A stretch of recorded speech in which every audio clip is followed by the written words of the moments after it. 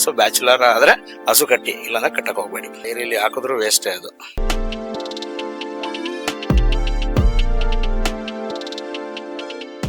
Big update digital ಚಾನೆಲ್ಗೆ ಸ್ವಾಗತ. ನಾನು ಹರ್ಷವರ್ಧನ್, ಸ್ಯಾಮ್ಸಂಗ್ ಕಂಪನಿಯಲ್ಲಿ ಮ್ಯಾನೇಜರ್ ಆಗಿದ್ದಂತಹ ವ್ಯಕ್ತಿ. ಆದ್ರೆ ಇವತ್ತು ಬಸವನಗುಡಿಯಲ್ಲಿ ಎಷ್ಟೋ ಹಸುಗಳ ಸಾಕಾಣಿಕೆ ಮಾಡ್ತಾ ಇರುವಂತಹ ವ್ಯಕ್ತಿ ಆಗಿದ್ದಾರೆ.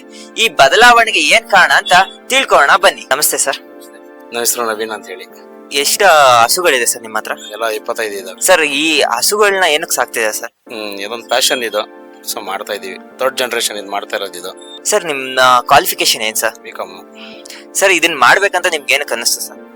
ಅವ್ರ ಹತ್ರ ಕೈ ಕಾಲು ಹಿಡಿಯೋ ಬದಲು ನಮ್ಮ ಕೆಲಸ ನಾವೇ ಮಾಡ್ಕೊಂಡು ಹೋಗೋಣ ಅಂತ. ಮೊದ್ಲು ಏನ್ ಕೆಲಸ ಮಾಡ್ತೀವಿ ಸರ್? ಸ್ಯಾಮ್ಸಂಗ್ ಅಲ್ಲಿ ಮ್ಯಾನೇಜರ್ ಆಗಿದ್ದ. ಎಷ್ಟು ವರ್ಷ ಮ್ಯಾನೇಜರ್ ಆಗಿ ಕೆಲಸ ಮಾಡ್ತೀವಿ ಸರ್? 13 ವರ್ಷ.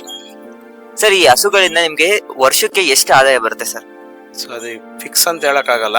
So monthly 1.5 lakh to 2 lakhs turn over ಮಾಡ್ತೀನಿ. ಯಾವ್ಯಾವ ತರ ಟರ್ನ್ ಓವರ್ಸ್ ನಡೆಯುತ್ತೆ ಸರ್? ನಮ್ದು ಮೇನ್ ಮಿಲ್ಕಲ್ಲ ಅಷ್ಟೇ, ಅದು ಬಿಟ್ರೆ ಬೇರೆ ಯಾವುದಿಲ್ಲ. ಮಿಲ್ಕ್ ಸಪ್ಲೈ ಮಾಡೋದು ಮನೆ ಸಪ್ಲೈ ಮಾಡ್ತೀವಿ. ಡೈಲಿ 120-150 ಲೀಟರ್ಸ್ ವರೆಗೂ ಸಪ್ಲೈ ಮಾಡ್ತೀವಿ. ಸರ್, ಈ ಹಸುಗಳನ್ನ ಸಾಕೋದು ಎಷ್ಟು ಕಷ್ಟ ಸರ್? ಕಷ್ಟ ತುಂಬಾನೇ ಇದೆ, ಆದ್ರೆ ಯಾರು ಹೇಳ್ಕೊಳಕ್ ಆಗಲ್ಲ. 24 hours ಇಲ್ಲೇ ಇವ್ರ ಜೊತೆಗೆ ಟೈಮ್ ಕೊಡಬೇಕು. ಹಸು ಕಟ್ಕೊಂಡು ಸಕ್ಸಸ್ ಆಗ್ತೀನಿ ಅಂತಂದ್ರೆ ಫಸ್ಟ್ ಮದುವೆ ಆಗ್ಬೇಡಿ, ಬ್ಯಾಚುಲರ್ ಆಗಿರಿ. ಟೆನ್ಷನ್ ಇರೋದಿಲ್ಲ. ನೀವಾಯ್ತು ಹಸು ಆಯ್ತು ಅಂತಾನೆ ಇರ್ತೀರಾ.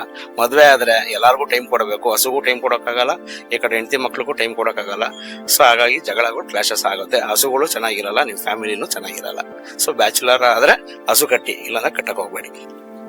ಸರ್, ಹಸುಗಳಿಗೆ ಮೇವು ಮತ್ತೆ ಅದಕ್ಕೆ ಊಟ ಏನೇನ್ ಬೇಕು ಅದನ್ನೆಲ್ಲ ಎಲ್ಲಿಂದ ನೀವು ತರಿಸ್ತೀರಾ ಸರ್? ಸೊ ಮಾರ್ಕೆಟ್ ಅಲ್ಲಿ ತರ್ತೀವಿ. ಬೂಸ, ಹಿಂಡಿ, ಫೀಡ್ಸ್ ಎಲ್ಲ ಮಾರ್ಕೆಟ್ ಅಲ್ಲಿ ತರ್ತೀವಿ. ಅಂಡ್ ಯಾರು ಸಪೋರ್ಟ್ ಮಾಡೋ ಯಾರೋ ಹಣ್ಣು ಸಿಪ್ಪೆ ಮಾರೋರು, ಹಣ್ಣು ಕುಯ್ತಾರಲ್ಲ, ಅವರೆಲ್ಲ ನಮ್ಗೆ ಸಿಪ್ಪೆಗಳು ಕೊಡ್ತಾರೆ. ಅವ್ರು ವೇಸ್ಟ್ ಮಾಡೋ ಬದಲು ಹಸುಗೆ ಅಂತ ಕೊಡ್ತಾರೆ, ತಗೊಂಡ್ಬರ್ತೀವಿ. ಸರ್, ದಿನಕ್ಕೆ ಎಷ್ಟು ಲೀಟರ್ ಹಾಲು ಸಿಗುತ್ತೆ ಸರ್? 120 ಲೀಟರ್ಸ್ ವರೆಗೂ ಮಾಡ್ತೀವಿ ಬೆಳಗ್ಗೆ. ಎಲ್ಲದನ್ನು ಕೂಡ ನೀವು ಡೈರಿಗೆ ಹಾಕ್ತೀರಾ ಸರ್? ಇಲ್ಲ, ಎಲ್ಲ ಮನೆಗಳಿಗೆ ಡೈರಿಗಳಿಗೆ ಹಾಕಲ್ಲ. ಡೈರಿಲಿ ಹಾಕಿದ್ರು ವೇಸ್ಟೇ ಅದು. ಯಾಕೆ ವೇಸ್ಟ್ ಸರ್? 30 ರೂಪಾಯಿ ಕೊಡ್ತಾರೆ, ಏನು ಸಿಗಲ್ಲ ಅಲ್ಲಿ. ಹಾಗಾಗಿ ಡೈರಿಗೆ ಹಾಕಲ್ಲ. ಮನೆಗಳಿಗೆ ಕೊಡ್ತೀವಿ. 65 ರೂಪಾಯಿ 70 ರೂಪಾಯಿ ಮಾರ್ತೀವಿ. ಯಾಕೆಂದ್ರೆ ಫ್ರೆಶ್ ಕೊಡ್ತೀವಿ, ಯಾವ್ದು ಅಡಲ್ಟ್ರೇಷನ್ ಇರಲ್ಲ. ಸೊ ಹಾಗಾಗಿ ಡೈರೆಕ್ಟ್ ಆಗಿ ಫ್ರೆಶ್ ಆಗಿ ಏನಿದೆ ಅದು ಕೊಡ್ತಾ ಇರ್ತೀವಿ ನಾವು.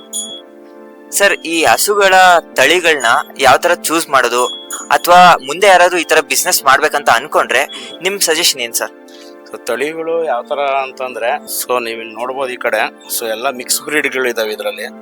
ಸೊ ಟಾಪ್ ಬ್ರೀಡ್ ತಗೋತೀನಿ ಅಂದ್ರೆ more than 5 lakhs ಮೇಲೆ ಇದೆ ಇವಾಗ.